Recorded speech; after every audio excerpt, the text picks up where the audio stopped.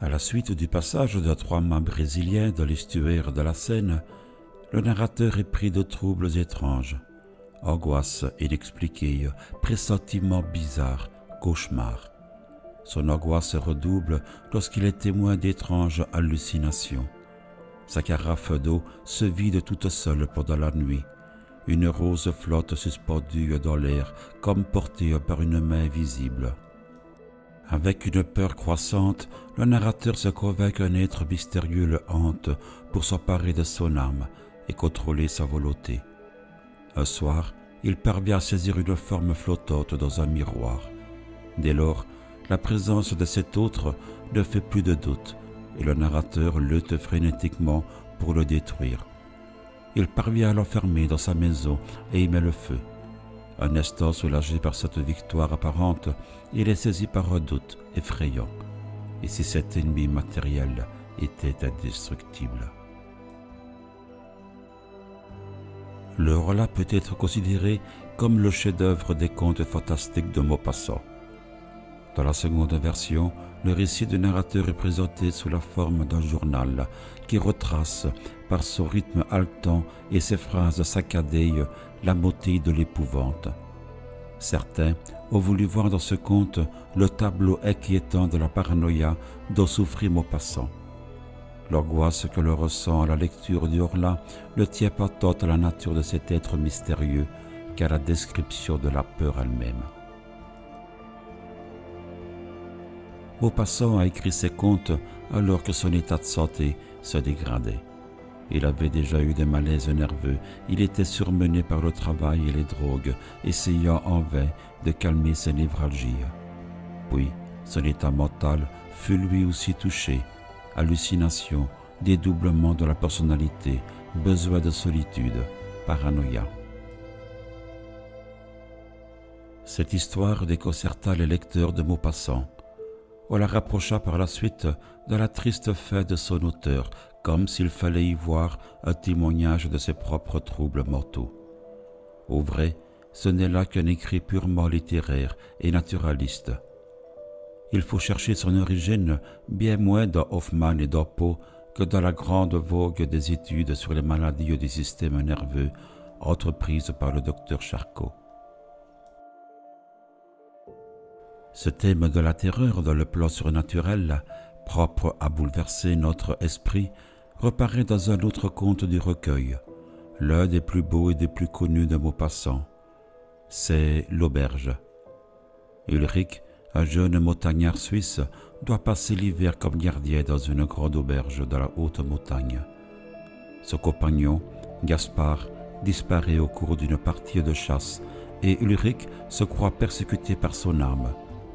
Dans sa trop longue solitude, il devient fou. Dans un de ses récits, Maupassant nous parle de la peur.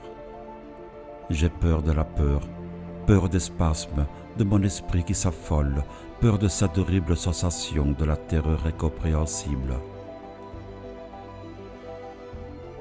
Quelle force de suggestion dans cette nouvelle!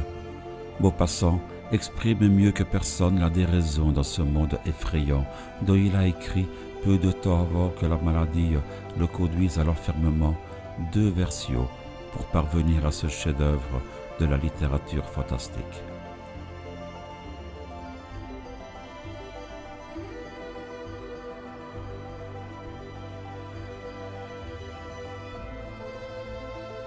« 2 mai. J'ai un peu de fièvre depuis quelques jours. Je me sens souffrant, ou plutôt je me sens triste. D'où viennent ces influences mystérieuses qui changent en découragement notre bonheur et notre confiance en détresse? On dirait que l'air invisible, est plein d'inconnaissables puissances dont nous subissons les voisinages mystérieux.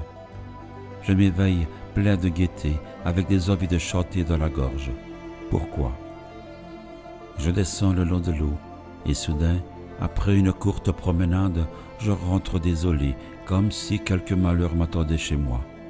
Pourquoi? Est-ce un frisson de froid qui, frôlant ma peau, a ébranlé mes nerfs et assombri mon âme?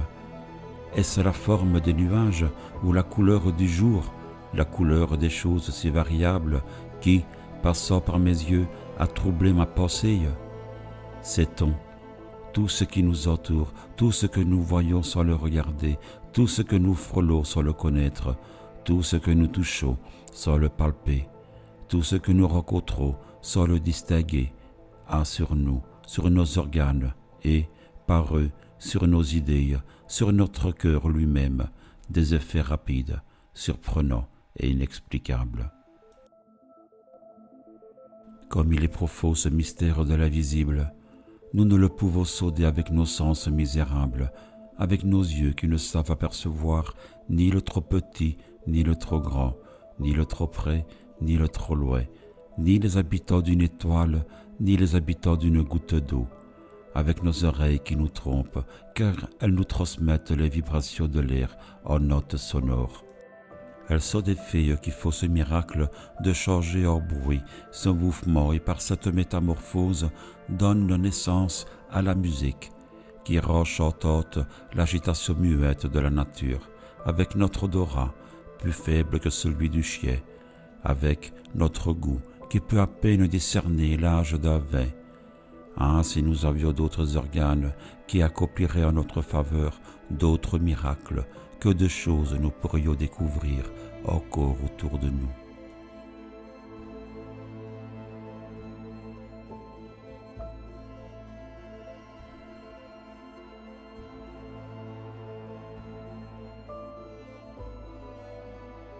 Le 25 mai. Aucun changement. Mon état vraiment est bizarre. À mesure qu'approche le soir, une inquiétude incompréhensible m'envahit, comme si la nuit cachait pour moi une menace terrible. Je dîne vite, puis j'essaye de lire, mais je ne comprends pas les mots, je distingue à peine les lettres. Je marche alors dans mon salon, de long en large, sous la pression d'une crête confuse et irrésistible, la crête du sommeil et la crête du lit.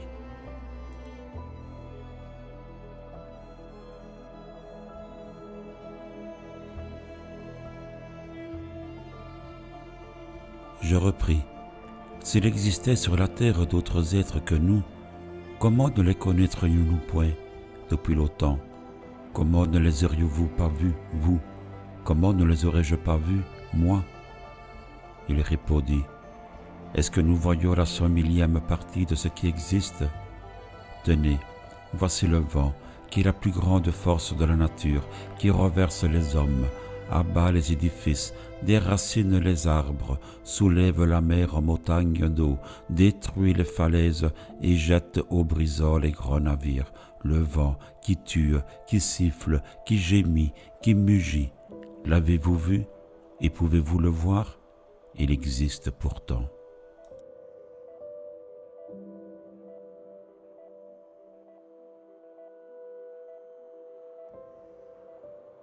14 juillet, fête de la République. Je me suis promené par les rues. Les pétards et les drapeaux m'amusaient comme un enfant. C'était pourtant fort bête d'être joyeux, à date fixe, par décret du gouvernement. Le peuple est un troupeau imbécile, tantôt stupidement patient et tantôt férocement révolté. On lui dit « amuse-toi », il s'amuse. On lui dit « va te battre avec le voisin », il va se battre. On lui dit « vote pour l'empereur », il vote pour l'empereur. Puis on lui dit « vote pour la République » et il vote pour la République.